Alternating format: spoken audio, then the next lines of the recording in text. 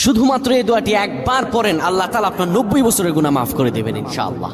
আপনার 90 বছরের গুনাহ মাফ হয়ে যাবে শুধুমাত্র এই দোয়াটি যদি একবার পড়তে পারেন। আপনার ভাগ্য খুলে যাবে, রিজিকে বরকত আসবে, মনের ন্যাক আশা পূরণ হবে, আল্লাহ আপনার সব দোয়া কবুল করে দিবেন। সুবহানাল্লাহি ওয়া বিহামদি।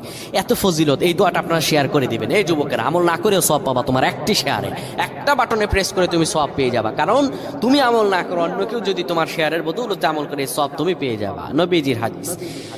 আমার ভাইয়েরা, আল্লাহর কাছে দোয়া করা, আল্লাহর কাছে দোয়া চাওয়া, এটি হলো মুমিনদের কাজ। আমার আল্লাহ বান্দাকে বলেন, বান্দারে উদউনি আস্তাজিব লাকুম, আমার কাছে চাও, আমার কাছে চাইলে আমি আল্লাহ তোমাকে দিয়ে দিব। কেউ যদি একবারে দোয়াটি পড়তে পারে, দোয়াটি হলো রব্বি ইন্নী যালামতু নাফসি ফাগফিরলি। কেউ যদি এই দোয়াটা একবার পড়তে পারে, আমার আল্লাহ তাআলা তার 90